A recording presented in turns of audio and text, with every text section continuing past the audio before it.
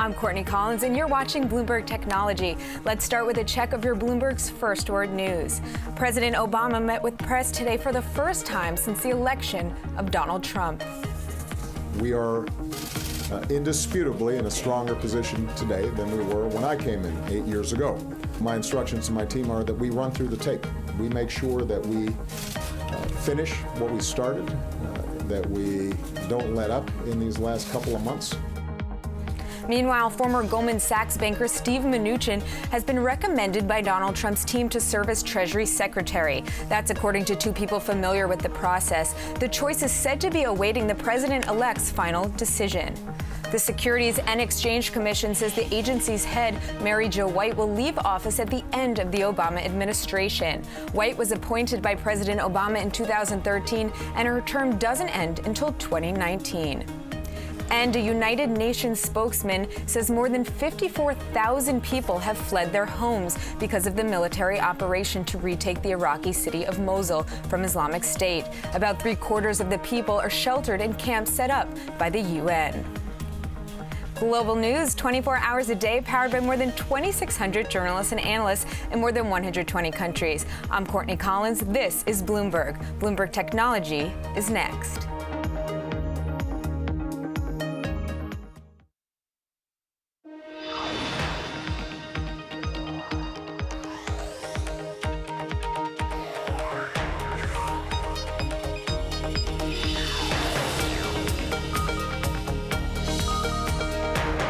I'm Corey Johnson in for Emily Chang. This is Bloomberg Technology. Coming up, the post-election tech rout continues as investors speculate what a Trump presidency could mean for Silicon Valley. We'll discuss the outlook for the industry. Plus, Facebook in the eye of the post-election storm. CEO Mark Zuckerberg strikes back at critics who say the social media site swayed the presidential race. And Samsung making an $8 billion bet on connected cars at buying Harman International.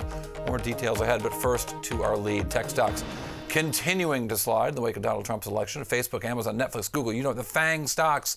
Of course, FANG's Google parent Alphabet, really, but we'll still call it FANG because it sounds better than FNA. But they're all lower today. A forced four-day drop since February for those stocks. Investors are wondering whether President Trump will follow through on some of his protectionist policies outlined by candidate Trump, including a 45% tariff on Chinese imports. A Chinese state-run newspaper responded Monday, writing that the nation would, quote, take a tit-for-tat approach, and that Apple's iPhone sales in particular would suffer a setback. Apple shares down more than 4% over the last 4 days. Joining us right now for some perspective on this, try to figure out what tech might look like under the Trump administration, Techonomy CEO and Bloomberg contributor David Kirkpatrick, and Monness Crespi Hardt Co analyst James Cakmak, who covers Facebook, Amazon, Alphabet, among others. Yes. James, you had a terrific note out this morning, I thought, about potential impacts. And I just want to maybe take a few of these apart for both of you, and we'll kind of unpack it. So the first thought was, in Silicon Valley, we love immigration. In Silicon Valley, we have so many great companies from Intel to Google, founded by people from other countries, that we depend on people with H-1B visas to program for these companies. But your take is that it's not going to be the most important thing. Why do you think immigration is not going to be the most important thing for Silicon Valley? Yeah, we actually think trade, is a bigger deal for that. But when you think about the immigration, what does Trump really want to do? When you hear his talk at the rallies, and ever since he's been elected, is that it's about creating jobs here. And when you think about what the technology industry is doing, they're not actually as much disenfranchising American workers as they are hiring the best of the best. When you look at the global talent force. And at the same time, when you think about the supply, just simple supply and demand, there's a lot more demand for these technology jobs than there is supply. So that's why we just don't see H-1B visas being as top priority as some of the other uncertainties. David? Well, my thought when I hear that, because I assume what you're saying, James, is that if he takes his trade actions, Apple iPhones are going to have tariffs put on them or whatever. That's my opinion is that is simply not going to happen, because if he were to take many or even most of the trade actions that he's promised, the global economy, and particularly the U.S. economy, would go into a very discernible tailspin. Like getting rid of NAFTA. Just to name one. There's so many things. I mean, this is a very delicate balance. The value of the dollar, who holds our debt, our trade balance in both directions, whether we buy imports or not.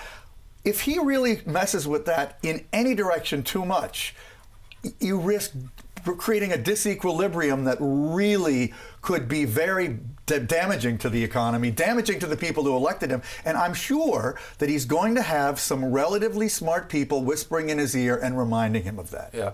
A note that was nowhere near as good as yours this morning, but Tony Sacconaghi at Bernstein, and if Tony was sitting here, I'd be talking about how lousy your note was. But Tony Sacconaghi at Bernstein had a really interesting note today where he really focused on taxes and repatriation. And I thought one of his really interesting takes was on a dollar-weighted basis, if you look at the S&P 500 in taxes, that non-tech companies pay a lot more in taxes. Now, to some of us, that's just kind of a duh, because a lot of even S&P 500 companies in technology don't have profits. So, of course, companies like Salesforce will pay less in taxes. but the tax rate paid by non-tech companies, I think we've got a graphic that even shows it, that on a dollar-weighted basis, again, 17.9% is the average tax rate of tech companies in the S&P 500, whereas it's 24.6% of the rest of the companies in there, which suggests that a tax cut won't actually help tech companies. So maybe this sell-off makes some sense. Maybe the rebalancing of an S&P 500 portfolio would have a little bit less tech because it would have less success in a new in a tax-cutting administration. Yeah, but at the same time, you got to bring the cash back. I mean, we have trillions of dollars sitting overseas, right? Right. And if we can do it in a way that's not just done on a single basis, but rather on a perpetual basis, where we know that it's not a one-time stimulus, but a prolonged one. So I do think that there is opportunities, for these companies, because I talk to these companies, right? They tell me that if they had the opportunity to bring it back, they would. Several years ago, eBay tried to bring their $3 billion back, but they couldn't, because everybody was up in arms. Why would you want to pay 40 cents, 50 cents on the dollar to bring this money back? But they have an opportunity. But that's great. You know what I mean? That's great for these companies, though. Why should their stocks be dropping if that might happen? I mean, come on. Well, but the point to that, and it's great for the American economy. So which is to say, Wall Street could be stupid here. I mean, if you look at Apple, that never happened. Shocker. The company that has the highest tax rate and the most amount of money overseas is Apple. Right. The very company that could benefit the most from this kind of tax rate. I think that there is an overreaction right now, because there's a lot of uncertainties going on, but at the same time, there's not going to be something to completely destroy everything that's been established. Trade, yes, the focus is to bring back jobs, all the outsourced manufacturing and whatnot, but if it's done with the proper incentives, tax incentives to actually encourage that behavior, it probably will be a lot more muted than people expect. Yeah, we're in a time of bizarre uncertainty, but that's one thing that's almost certain, is the repatriation of those profits, because both sides really said they were going to do that, right? But if you don't like uncertainty, it is a pretty dicey time. There's no question. But my own view, I am just not feeling apocalyptic. I feel like I read this great article today by Zachary Karabell, who you probably know, really smart guy, saying, this is the same mood that the country fell into after the election of Nixon, after the election of Reagan. And I remember I was going to leave the country when Reagan was elected. It was that bad. That's the way we felt. And these things settle in and the republic survimes. And probably the tech industry too. James, you also highlighted some other issues that were... Yeah, look, I'm optimistic. I'm an eternal optimist. We're going to have a Dave Chappelle moment right now? We're going to have a Dave Chappelle moment. It's a good moment to have. No, that was a good segment, by the way. But there are two things that are on the back of my mind. One is net neutrality, because he hasn't really taken a position on that, because we do want all content to be treated equally. And we know that the Republicans in the House... the FCC has a really big role here, in the FCC right, and it's 3-2 Republican. Right, so if there is a turn of that, actually what that could do is, not only empower the broadband companies, but at the same time potentially increase the likelihood of a Netflix acquisition. And then the second thing is on jobs, versus robots, is how I put it in the note, is because if you're talking about job creation and we're moving toward an automated world, where everything is being taken over by robots, it could potentially slow down the implementation of technology in general, across industries. And so on. Right. Interesting times, want them or not, we got them, and I think it is a great mystery to see what's going to happen with this administration. I'm really glad to have you two here. David, you're going to stay with me for some more. James, you're out here. James Cakmak, Monness Crespi Hardt Co. We're still going to see you later this week, and David Kirkpatrick is going to stay here. But for now, thank you. All right, well, staying with stocks, 13F filings been rolling in throughout the day, giving us a look at what tech companies are held by which money managers and which financial institutions like tech, which ones don't. Well, shares of Twitter up after the hedge fund Jana Partners and Highland Capital, both known to be active as shareholders, added stakes to the company. On the other hand, investors are divided on the outlook for Alibaba. One of the early investors, Temasek Holdings, pared its stake on the e-commerce giant. Tiger Global, however, adding shares, notably Tiger, their decision to cut Amazon and double down on Apple. Coming up, Facebook's attempting to come to terms with its huge influence as a news platform after the U.S. presidential election. But how will the world's biggest social media company work to fact-check its news feed, or should it not even bother? We're going to talk about that in a little bit. This is Bloomberg.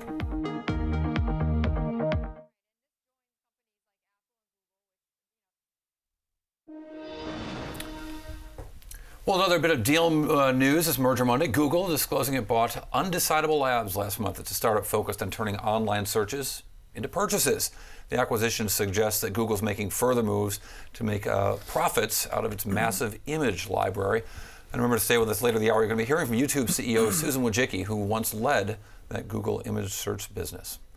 Well, right after the U.S. election, Mark Zuckerberg said the notion of a Facebook effect on the election was, quote, a pretty crazy idea. But over the weekend, he wrote a more complex post response, concluding, quote, I am confident we can find ways for our community to tell us what content is most meaningful, but I believe we must be extremely cautious about becoming arbiters of truth ourselves. Techonomy CEO David Kirkpatrick, who wrote a book called The Facebook Effect, back with me right now, and to whom he said that it was a crazy idea on stage at my Techonomy conference. Taking a little bit of that. I saw that. I just had to say that. Deserved. This gets to the heart of what Facebook has been from the start. Should it be a place where, or even the heart of the internet? Is it a place where people are responsible for what they put out, or is the host of that information responsible? Well, the bias in the company's history has always been toward the former, a platform for the interaction of its members, right. Basically a platform, the content comes from you and me, right? But I think what's happened is the scale of Facebook's impact on society, the scale of its diversity in variety of services that it offers, it isn't tenable to just be that anymore. And I think they know that at Facebook. But I think there's a little bit of maybe even an existential crisis, like what are we and how do we live up to what we now are? Because it's easy to forget. People love to just sort of badmouth Facebook or criticize them for whatever they do. This is a company with almost 2 billion users globally. That's never happened before for any company, any industry, right? There's never been a 2 billion person community. And it has personal data on all those people. It has, all of them are sharing news of all kinds about themselves, about their brother, about their dog, about their country, about the pothole on their street. And, that's a new environment. They have a lot of systems in place. I think they've done a pretty darn good job managing it, but they have to do a better job. Yeah, it's not just pictures of soup. I want to that point with this sound, by the way, we've got a clip from your conference last week where he said this to you. So check out what Mark Zuckerberg actually had to say. Okay, good. I was going to personally, I think the idea that fake news on Facebook, of which it's a very small amount of the content, influence the election in any way, I think is a pretty crazy idea. So I don't imagine he's telling advertisers that the pages that they're advertising on have very little impact and nobody actually pays any attention to them. Yeah, but it's a matter of the percentage of news stories that were fake is less than 1%. So, I think it's really interesting to ask yourself, okay, if Facebook were the arbiter of truth, how do they do that? Truth is a very hard thing to define. You and I have been in many journalists instances. for a long time. I know. Okay, and you know how much fact-checking it would take in a typical Fortune story when I was at Fortune to ensure that it was true? Like 3 days worth, if it was like a 3,000-word story. It's not easy. I don't deny that Facebook has to do much better. I do think they're taking this whole thing gravely seriously, very seriously. They are somewhat taken aback by the pushback they're getting, and they are working to figure out how they should respond because they feel they have to do more. And I think Zuckerberg's note over the weekend shows that. But I don't think it's easy. And there was this great piece in the New York Times this week and also suggested it wasn't just Zuck, right? It was that their senior management at Facebook had kind of a staff-wide freak out about this, where they said, hey, do we need to do something differently? Do we need to radically change the way our business works? Right. Because we may have contributed to false information helping people make decisions in the campaign. Interesting to keep in mind, that's happening at every major news organization also. Yeah. And I don't say Facebook is just a media company. That's one of many things they do. If the New York Times, the Washington Post, these places are all freaking out internally. They're getting a lot of pushback from their readers, and they're having an existential crisis because everybody got it wrong, and they're thinking, are our systems somehow wrong that we missed it? So it's not just Facebook. Facebook is the biggest, the richest, the most in your face. Well, and to the point, some breaking news here from Google. Reuters reporting that Alphabet's Google is working on a policy to update and to restrict ads from being placed on fake news sites. So to take away the oxygen that is helping them create revenue. But Facebook isn't doing that. Well, the kind of thing they might be able to do would get authentication somehow for media properties. So, these people in wherever it is. Macedonia. This is Macedonia, story. where they're making up news organizations. Let's tell the story. So in news. Macedonia, there apparently were a small handful of people creating hundreds of posts that were fake, but were generating a lot of clicks. They were clickbait, and they were very popular on Facebook. Selling ads. And who made money? The Macedonian guys made money, and Facebook made money off of this. True. So if it wouldn't be that hard, it seems to me, to have some kind of authentication for media organizations that would prevent that. I think that could be done. And I bet they do introduce something like that in the not distant future. We shall see. We'll give you credit for that idea when it happens, if Alphabet doesn't I don't think it was my idea. Techonomy CEO David Kirkpatrick is going to stay with us. I appreciate that. All right, another story we're watching. The U.S. government is going to require new hybrid and electric cars to make noise when traveling at low speed. So pedestrians, especially those who are can't see, people are blind, people with poor eyesight, so they can hear the car coming. Auto industry regulations say the new rule could help prevent 2,400 pedestrian injuries a year. Well, coming up, could Uber get the last laugh in China? Tighter regulations on the ride-hailing companies could make Didi's business a lot tougher really soon. We're going to head to Hong Kong for the details next. This is Bloomberg.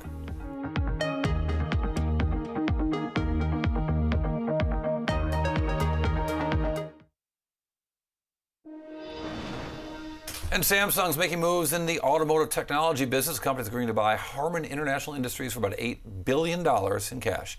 Harman makes high-end car audio and is a leader in connected car technologies. Harman's CEO, based in Connecticut, says Korean Samsung is a good fit. Both Samsung and Harman believe this transaction is an ideal strategic fit that will maximize our complementary strengths. Samsung's global scale, R&D capabilities, and distribution channels will provide Harman the resources to broaden our technology portfolio, expand our reach, and accelerate the introduction of industry-first solutions. And sticking with the car business, it's only been a few months since the ride-sharing giant Didi Chuxing bought out Uber's operations in China. But now the Chinese cities are planning to enforce tighter ride-sharing rules, only allowing local city residents to drive car-hailing apps and selecting what kind of cars they can drive. This policy goes into effect. Uber's deal with Didi might give Travis Kalanick his last laugh. Joining us right now from Hong Kong, Bloomberg's Lulu Chen, and still with us, David Kirkpatrick from Techonomy. Lulu, let me start with you. Tell us about these rules. What are the rules proposed in terms of both the residency and the vehicles themselves? So China's largest cities have rolled out tighter policies, draft rule policies, requiring only local residents, for example, in Beijing and Shanghai and Tianjin, to drive these private car-hailing apps. All the other cities, the 24 other cities, have said that they require locally registered cars to run on the roads, and they also have higher requirements on what types of vehicles can run on the roads. That would be a huge blow to Didi, especially for the private car-hailing business, and that's a significant part of their revenue. When we talk to drivers on the road these days, they say that the government and Didi both have not sent them messages telling them not to use the apps if they're not locally registered, but there are police raids carried out in certain parts of the cities these days. Having spent last weekend in Los Angeles and this last couple of days in New York, I've had it with traffic. Is this really about traffic and the government's response to increasing traffic and starting to blame the ride-hailing apps? Well, there's a discordance between the central government and the local administrations. If you look at the central government, they have legalized these car-hailing apps. But at the local level, because the city governments are in charge of issuing a lot of the permits for the taxi actual operations, and so this is probably a pushback from the cab drivers and the companies behind them, where they actually take a cut from the operating revenues. And so for Didi coming in and bringing millions more drivers, it is a blow to their business, and that's probably where we're seeing some of this pushback from.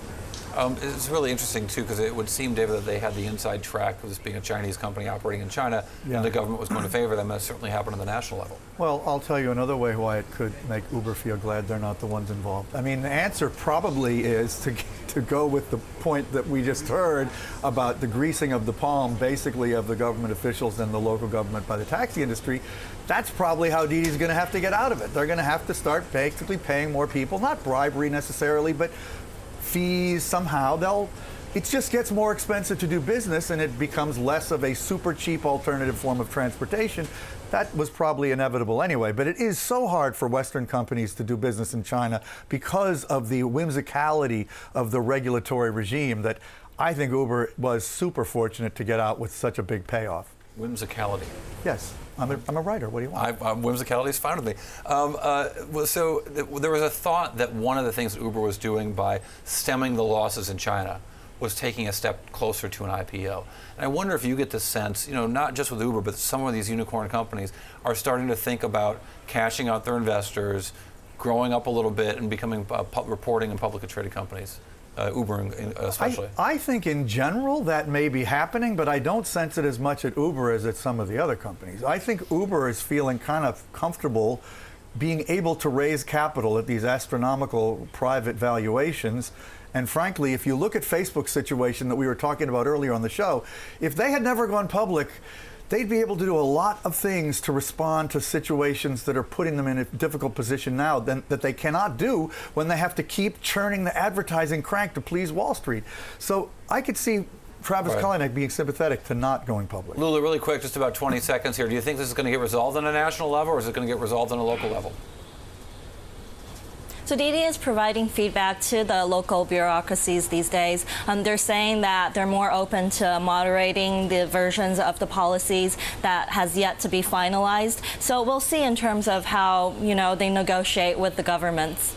Yeah, we certainly will. It's quite a big story here, and it's going to really affect the way this country develops in terms of transportation. Lulu Chen, thank you very much. Great story from our Hong Kong bureau, Lulu Chen, who covers things for us out there in Hong Kong. And David Kirkpatrick from Techonomy, thank you very much as well. We appreciate it. Thanks for having me, Corey. All right, well, coming up, YouTube CEO Susan Wojcicki tells us about all of her plans to take original programming, quote, to the next level on the video streaming site YouTube. And if you like Bloomberg News, check us out on radio. Check me out on radio. You can listen to the Bloomberg Radio app, BloombergRadio.com, and on US it's Sirius XM station number 119. This is Bloomberg.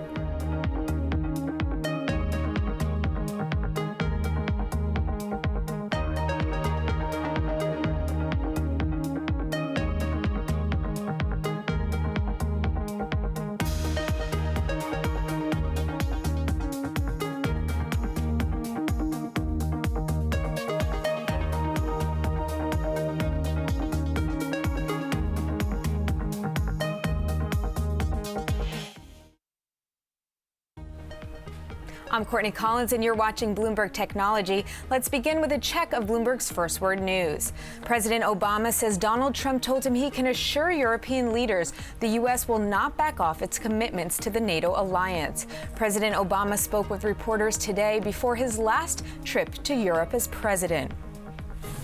There is no weakening of resolve when it comes to America's commitment to maintaining a strong and robust NATO relationship, and a recognition that those alliances aren't just good for Europe, they're good for the United States.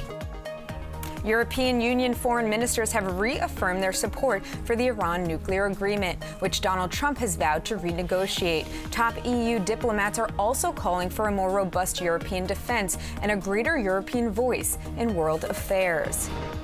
Turkey's foreign ministry is issuing a travel warning for the United States, citing dangers linked to protests and possible assaults by racists after the election of Donald Trump. The notice advises Turks living in traveling to the U.S. to avoid areas around the protests. Global news 24 hours a day, powered by more than 2,600 journalists and analysts in more than 120 countries. I'm Courtney Collins. This is Bloomberg. And it's just after 6:30 p.m. Monday here in New York, 10:30 a.m. Tuesday morning in Sydney. I'm joined by Bloomberg's Paul Allen with a look at the markets. Paul, good morning. Good morning, Courtney. Let's take a look at the ASX. Been trading for just over 30 minutes now and not looking too good, off 0.75% at the moment. Leading the declines is OFX Group, the online payments provider, after a disappointing set of earnings.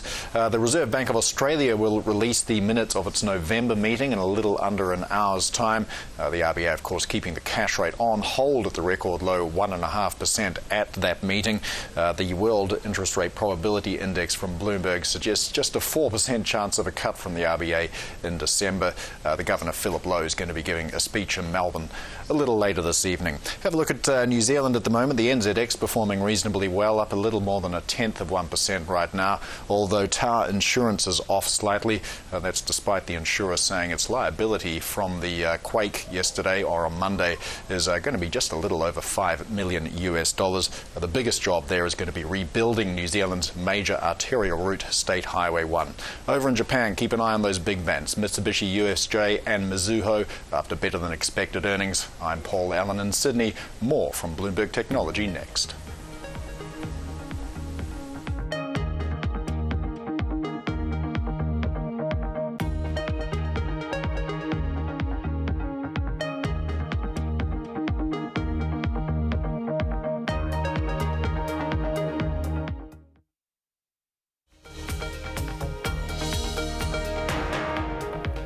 This is Bloomberg Technology. I'm Corey Johnson, in for Emily Chang. We're now to our long-form interview show, Bloomberg Studio 1.0. This week, we're bringing you the story of Susan Wojcicki, the CEO of YouTube.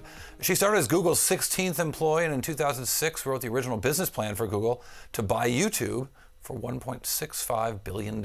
We spoke with her on the 10-year anniversary of the acquisition and kicked off our conversation back at the beginning, back in 1998, that is, when Google's co-founders Larry Page and Sergey Brin first set up their very first office in her Menlo Park garage.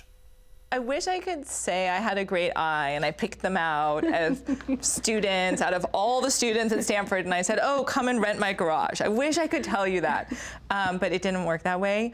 What happened was I bought a house, and houses are really expensive in Silicon Valley, and I was a student, and so I wanted someone to help me pay the mortgage. They were looking for space, and there were just the two of them, and they had one employee.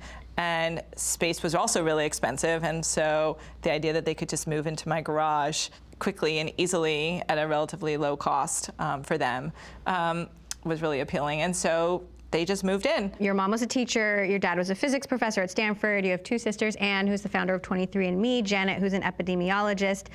Tell me about a day in the life in the Wojcicki household. So first of all, we grew up on the Stanford campus. And so it meant that all of the neighbors that we had were professors around us, which I think definitely influenced us because everybody was studying to do something and had a passion. And so I'm the oldest, and I would say I'm like maybe the more practical one as the oldest one. And growing up, I was also really creative. I always loved making things, and I think that's actually what led me to computers in the end. How did you parlay your history and literature degree at Harvard, by the way, into becoming the CEO of a giant technology company? So I studied history and literature at Harvard. I had no idea that I was going to go into technology at all. If you had told me that when I was a student, I would have thought you were completely crazy. I used to come home and I used to do these temp jobs when I would come home from college. So I'd have a week free and I would just call a temp service and say, just place me anywhere. And one time I was at a lawyer. Another time I actually got placed at the garbage company to answer the phone. And the third time I got placed at a startup. And I realized wow, they can use technology and they have these big ambitions. And I thought, that's really cool. I want to be part of it. So when I went back and I was a senior, I decided to take a computer science class at Harvard, which was crazy because there was no other humanities senior taking a computer science class. But it was really good. I got a good basis. And then when I moved back home, I came to Silicon Valley and I was able to get a job. And I've been there ever since. You were Google's 16th employee, first marketing manager. You worked on Google Doodles, Google Images, Google Books. You built the ad business. How many hats have you worn in 18 years? I think when you join a startup, you just sort of have to be willing to do whatever the startup needs you to do. But part of it also was that because maybe I didn't have as fixed a role at first, I was always looking for the opportunity. And so I was like, oh, look, there's an opportunity. Like nobody else is working. For example, when I worked on image search, I was like, no one else is working on image search. Like there are all these other people, they're working on the text search, but images would be really cool. And today that's a really popular search. So I think doing lots of things and having the freedom to move around the company actually enabled me to see a lot of opportunities and then grow them. It's been 10 years since Google bought YouTube, and you wrote the original justification plan, as I understand it, that convinced Larry and Sergey to buy the company. What did you see back then? I did a spreadsheet. That was one of my contributions, but I also believed in YouTube. There was this one video that we had, and that video convinced me and showed me that people all over the world can create content and be entertaining. And so the video was of these two students in their dorm room, and their roommate's in the background doing his homework, and they're singing to the Backstreet Boys, and they are incredibly funny. I still laugh when I watch it, and that was our first hit. And I realized that people all over the world can be creative and funny, and that other people want to watch it. And I thought, wow, if it continues like this and it continues to grow, this is going to be a big phenomena. I always hear this about YouTube. It's become so much, but it could be so much more. Well, I think the growth has been amazing. The fact that we have 1 billion people who use YouTube every month is, that's a big number. And Variety did this study where they went and they asked teens, who are your stars? And in 2015, they said that 8 of the top 10 of their stars were YouTubers. It's been almost 3 years now since you became CEO. What's the personal stamp that you want to put on the company? Well, it's been really fun. I love being at YouTube. I love hearing and meeting the creators. I love the creative aspect of it. I love the way entertainment is being opened up to anyone. And I also really care deeply about the value that we have, the freedom of expression, and the fact that people all over the world can use it to tell their story. When I think about what do we want to do with YouTube and where do we want to grow it, video has never been easier to create, it's never been easier to watch. And so we think about ourselves as a platform for the next generation of media companies to be able to create content and to distribute it to the world.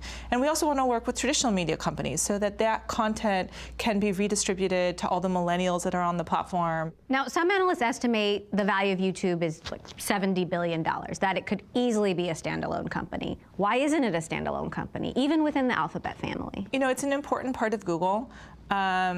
And we benefit from a lot of things being part of Google. So first of all, we run on Google infrastructure. And then we also benefit from Google's ad sales team that sells our inventory. But within YouTube, we are a company within Google. And so we have all parts that a company has, sales, marketing, engineering. And so we have some of the benefits of being within Google, but then are able to be a standalone brand within the company. And that was Susan Wojcicki, the CEO of YouTube. We'll have next more of our exclusive interview, including Wojcicki's thoughts on balancing work and life at Alphabet. This is Bloomberg.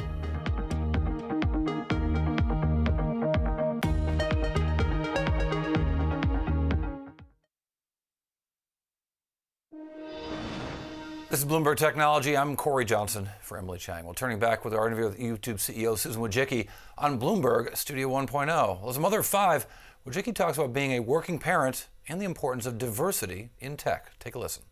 The main thing for me has been to focus and prioritize. And so I'm really, really good about saying this is my work time. And when I'm in the office, I am really, really focused on what I'm doing and I'm prioritizing. And I've always kind of thought about, well, how do I get from point A to point B as quickly as possible? Because I don't have forever. I can't stay there until midnight. I can't work weekends. And so in some ways, it actually caused me to see some of the shortcuts, some of the new opportunities, because I was thinking about well, how do I grow this faster? How do I grow really quickly? Let's just forget about all those other things that are growing slowly. They're not going anywhere. I'm I don't have time for that. I got to focus on the big ideas, and we got to get them done now. And so that actually is really good in tech. right? Because tech is like about growing big ideas quickly. And so I use my work time to focus on that. And then when I get home, I really try to focus on my family and my kids. My husband's very helpful. And realistically, to be fair, like as I've risen in my career, I've been able to have more help at home. I think the hard part, and when I really struggled, was when I had my first baby. I didn't know what I was doing at work. You don't know what you're doing at home, and you don't really have any support at either home or work. That's, I think, when it's the hardest. What do you think of the lean-in philosophy? There's a set of women who read it and say, you know what, this is really, really helpful for me. And then I think there are other women who have said, you know what, I've made a really conscientious choice not to lean in, that I want to be able to spend more time with my family. I want to be able to spend more time not working. And so I think sometimes those women, find it offensive or disagree with it. But, look, I think of it as a business book for women. And so, not everyone wants to be in business. Not everybody wants to lean in. And I think that's fine. And I think Sheryl was really open about that in her book. This book isn't for everyone, but to the extent that you do want to, or that you have to, there are many women that have to be working. I think she has lots of great points about how to ask for a salary, go advocate for yourself. And so I think that it really applies to a lot of women who want to work or have to work. What about in the places where there are still barriers, like you can't lean in if the door is nailed shut? Well, I think there are lots of ways the world could change to make things easier for women. But the reality is those things get changed by having more women in the workforce, right? So summer camps. So when I was growing up, I don't remember there being summer camps. We just stayed home all day and did nothing. But now there are so many choices, like karate camp, computer camp, art camp, design camp. And so I think that's a way that the market has responded to, there are all these parents who want their kids to be able to do activities during the summer. Here's an opportunity for you. How big a problem do you think it is that women are so underrepresented in technology? I think it's a big issue for the world because it means that we're missing voices, we're missing innovation from women who could be creating all these great products that and ideas and services. I think tech is missing out, and it's a problem for women. It's a problem for women because you look at it and say, women have made a lot of strides in the workforce, and here is this huge economic driver of change, and women are not participating in it. If tech is what's driving the new jobs, if it's what's driving change, if it's what's driving influence, and women are not part of it, then they're not part of that change, and that's a problem. YouTube's CEO Susan Wojcicki with Emily Chang on Bloomberg Studio 1.0. Well, tomorrow on Bloomberg's Eric Schatzker sits down with Google X founder Sebastian Thrun. They're in Riyadh for a global forum focusing on diversifying the Saudi economy through innovation and technology. That conversation at 7:30 in the morning, Wall Street time. This is Bloomberg.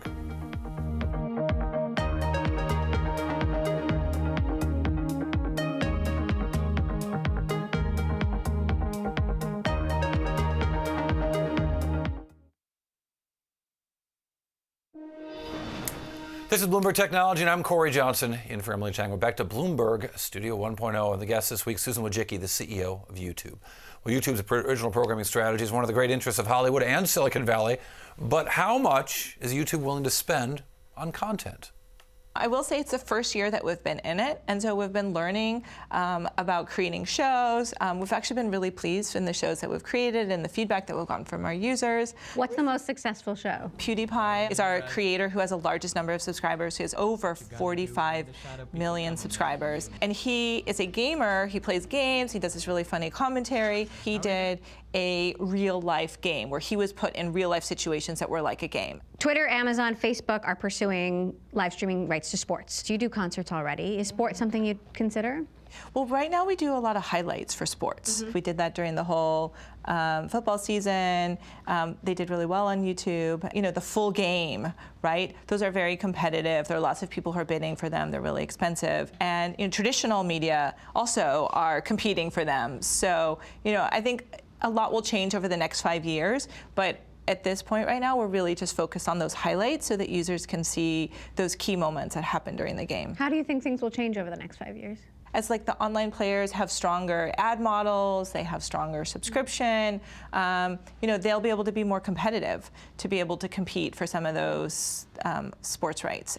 The headlines talk about YouTube being at war with the music industry. You've got everyone from Taylor Swift to Paul McCartney saying they don't like the way you do business. Do you see a future where there's a middle ground, where everyone is happy?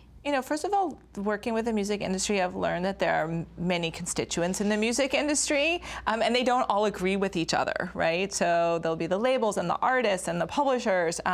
And so I remain really hopeful that as the online models of both subscription and advertising become more developed, that over time we are able to come to a place where everyone agrees on that future vision. And I actually think we're getting there, because we're starting to see the online subscription and streaming numbers really pick up. We're starting to see more revenue from advertising. We've paid out $3 billion to the music industry since inception. We have good growth numbers. So, overall, I think as more time goes by, it'll become more clear on what these monetization models are, and we'll be more aligned. How are you thinking about VR? Because some people think that Google needs to buy or produce its own VR. There are many players that are developing content right now that's VR, but I think everyone's still trying to figure out what's the best way, because this is a new medium. We have a very large collection of 360-degree video, so we're leaning in. We see this as a great way to have an experience where you can really feel immersed and really experience that story. Harassment is a problem for a number of different technology companies, and if you look at the comments on YouTube, they're not kind. What are you doing to get that under control? Yeah, so I think that is a really important area and something that we're putting a lot of energy into. We have community guidelines. Anything that promotes violence, anything that promotes hate, that would violate the community guidelines. And so if there's something on our platform that violates those community guidelines or that a user feels uncomfortable with, they can flag it. It goes to a queue. It's reviewed by a YouTube employee who then will see does it meet or not meet the community guidelines. And then if it doesn't, we will take it down. But we're trying to do more. And so one of the things that we just did out that I think is really impactful is we created this program called Creators for Change. There are creators out there who are actually taking some of these tough topics, and they're doing a great job to encourage understanding, to encourage empathy. We gave them additional funding. We have a fund of $1 million that we gave to them. We're promoting them on social media. So the idea is really, how do we get creators who are so influential in themselves to help promote these positive messages of understanding and empathy across YouTube? Do you think the internet will become a friendlier place? I think all technology has both good and bad sides to it, just like the real world does, right? They're friendly people and they're difficult people. I've seen all the good that has come out of it, and I've seen the way that people are able to connect with people like them on the platform that otherwise they just wouldn't have been able to connect with. The goal is as our technology gets better, as we are better able to identify what are the right ways to enforce, that we can continue to do an even better job and promote even more the good stuff on the internet. Where do you think YouTube will be in the next 10 years? Do you see it being more like Netflix? I mean, our goal at YouTube is to be the platform for the next generation of media companies. And if you look at YouTube, it sort of started out with cat videos and people uploading cool things they saw in their backyard. And then we had creators, and they started actually doing it for a living. And now we have this new generation of creators that are building media companies on YouTube. And so I think if you fast forward 10 years, you're going to see that there's going to be a new generation of these media companies that have really strong followings. They're able to create amazing content. It's going to be global. They're going to be able to interact with their fans in all kinds of amazing ways. And I'm really looking forward to being part of that. All right, Susan Wojcicki, the YouTube CEO, with Emily Chang of Bloomberg Studio 1.0. Let's turn to Apple. Looking at, get this, breaking news on Bloomberg right now, digital glasses. Mark Gurman, who helped break the story for us at Bloomberg News, joined us right now. Mark, really? Google Glass was such a success, they've got to do this? Well, it'll be a bit different. Google Glass really came out too early. It was a $1,500 device, and it had a lot of flaws, battery life, software. Apple is now weighing and exploring their own take on glasses. This wouldn't be introduced until 2018 at the earliest, if at all. They're in the testing and exploration phase right now. Is this about VR? No, it's actually about AR. So VR is more of a encompassed, enclosed environment, virtual reality. The whole thing is virtual. Augmented reality would be more of maps or street view or applications where you see both the augmented reality features as well as the real life environments. It's interesting that they are willing to pursue this with Google. There are issues with Google Glass, not just about price, but also about the sort of impact it had on society. The dubbing of the users as the glass holes. I mean, that whole notion of people didn't like these devices in society. Does Apple think it can get around this? Absolutely. With the Apple Watch, you see they came out with several different bands and different styles, and if Apple does indeed release this product to the marketplace, I would be surprised if there weren't several different styles and colors available for any user. Is it typical of Apple to chase these things down, or change the metaphor, float trial balloons within Apple and never pull the trigger? That was like it's four possible. metaphors, I think, all in. Right. Yeah, Apple has done this in the past. They explored TV, a full television set, pretty extensively, and they didn't end up releasing it. They chose to go with the set-top box approach and this new TV app and the web instead, all integrated. So the same thing can be here, but according to our sources at Bloomberg, Apple is exploring this glasses product. Good scoop, Mark Gurman. Glad to have you around. Good Thanks. job. Mark Gurman from Bloomberg Technology in a tie in San Francisco. All right, that does it for this edition of Bloomberg Technology. Tomorrow on Bloomberg, we're joined by the Tanium CEO, Orion Hindawi. Tanium is one of the fastest growing startups. Believe me, everybody is talking about this company in Silicon Valley already with a valuation of $3.5 billion. We're going to focus on how President-elect Trump could impact the security industry. Remember, all episodes of Bloomberg Technology streaming live on Twitter. Check us out at Bloomberg Tech, Bloomberg TV. That's Bloomberg.